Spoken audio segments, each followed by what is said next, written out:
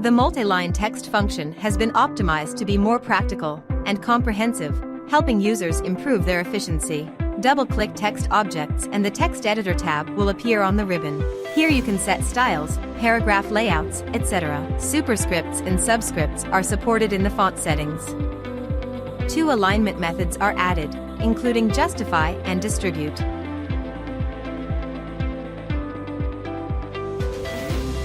Numbering is supported to realize automatic text numbering in various forms.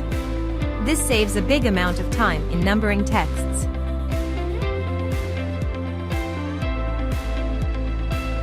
With the columns function, users can set column type, width, etc. This improves text readability and brings a more comfortable visual experience. Spelling check is optimized and automatic spelling check is supported, which improves the efficiency and accuracy of spell checking. Additionally, you can customize the dictionary to avoid spelling errors of specific words. Interested in the enhanced multi-line text function? Download ZWCAD 2024 to try it now.